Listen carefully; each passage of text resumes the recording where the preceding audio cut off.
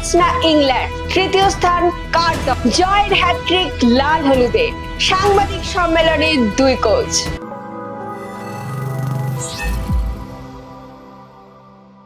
আর মাত্র একদিনের অপেক্ষা, তারপরেই এবারের বিশ্বকাপ শেষ।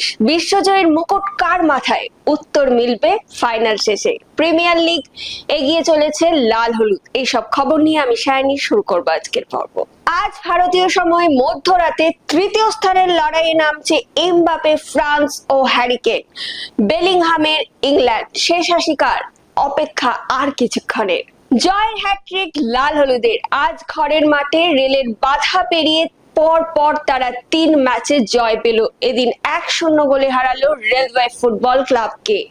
49 মিনিটে পেনাল্টি থেকে একমাত্র গোলটি করেন জেসেন্টিকে। ম্যাচ শেষে সাংবাদিক সম্মেলনে দুই দলের কোচ কি জানালেন চলুন শুনে নিই। ব্যাপারটা হচ্ছে রোজ একই রকম খেলা হয় না, মানে ল অফ এভারেজ থেকে আজকের ম্যাচটা বরঞ্চ আমি বলবো ঠিক আছে, আমরা জিতেছি, এটাই দরকার ছিল। 3 পয়েন্ট দরকার ছিল, 3 পয়েন্ট পেয়েছি। সব দিন আমরা ভালোও খেলবো না, সব দিন জিতবো না হয়তো, কিন্তু এই ম্যাচটা যে জিতেছি আমার পক্ষে সেটাই ভালো। 3 পয়েন্ট যে এসছে।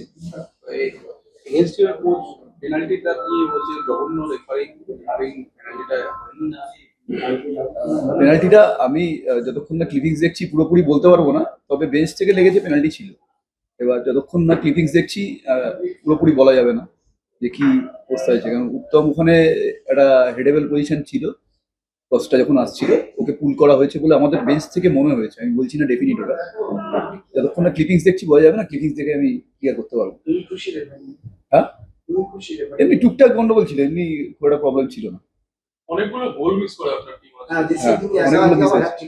আমাদের ফার্স্ট হাফটা একটুখানি টিমটা মোবিলিটিটা কম ছিল, সেকেন্ড হাফে মোবিলিটি অনেক বেড়েছে, অনেকগুলো চান্সেস ক্লিয়ার চান্সেস ক্রিয়েট হয়েছিল, আরো গোল হতে পারতো।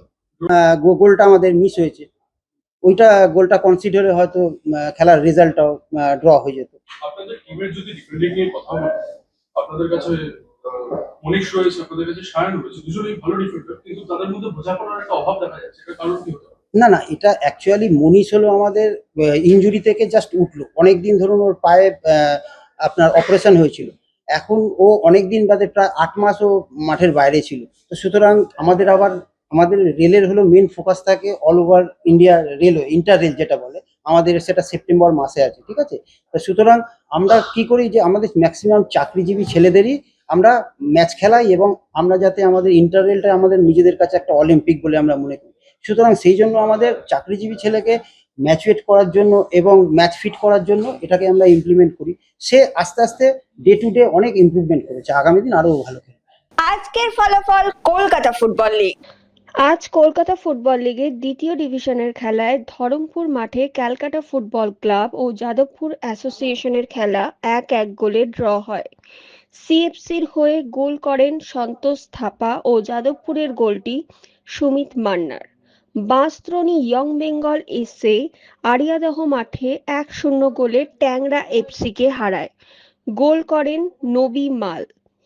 সিআরএফসি মাঠে মৌরি এসসি 2-2 গোলে সোনারপুর ওয়াইএমএস এর সঙ্গে ড্র করে।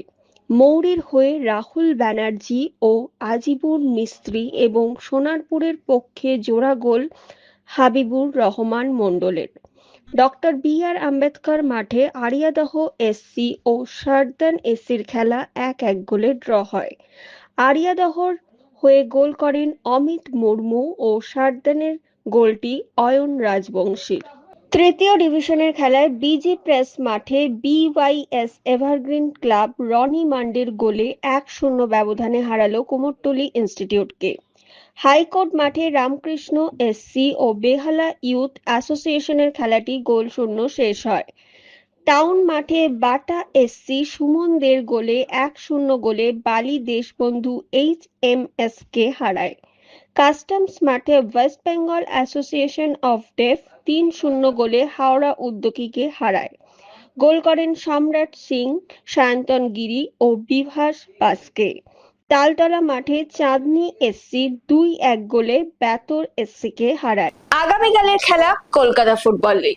প্রিমিয়ার ডিভিশন মোহনবাগান সিএফসি মাঠ, মোহনবাগান এসজি বনাম Kalighat MS Kalyani Stadium, B মাঠ ক্যালকাটা কাস্টমস ক্লাব বনাম SP Bhawanipore FC, Bidhannagar MS মাঠ এমজি পাঠচক্র বনাম Bidhannagar MSA, Barrackpore Stadium Tamluk Khelaghar George Telegraph Sports বনাম লাক্সারি লিভিং খিদিরপুর এসসি। সব খেলা শুরু দুপুর 3টে। এখন সময় ফুটবল কুইজ মগজাস্ত্রে। চলুন তাহলে প্রথমে দেখে নিই গত বৃহস্পতিবারের প্রশ্নের সঠিক উত্তর। গত বৃহস্পতিবারের প্রশ্নের সঠিক উত্তর হলো ইনিয়েস্তা। এই প্রশ্নের সঠিক উত্তর দিয়েছেন ফেসবুক পেজে পঞ্চানন দত্ত ও ইউটিউবে আক্তার হোসেন। আপনাদেরকে অসংখ্য ধন্যবাদ। চলে আসি আজকের প্রশ্নে। আগামীকাল বিশ্বকাপের ফাইনাল। আজকের প্রশ্ন হলো কোন দল বিশ্বকাপের ফাইনালে সবচেয়ে বেশিবার উঠেছে? উত্তরটা জানা থাকলে আপনারা কিন্তু দেরি করবেন না, একদমই ঝটপট লিখে ফেলবেন কমেন্টে। আজকের ভিডিওটি যদি আপনাদের ভালো লেগে থাকে তাহলে কিন্তু অনেক অনেক শেয়ার করে দেবেন এবং আমাদের ফেসবুক পেজটিকে ফলো করে দেবেন।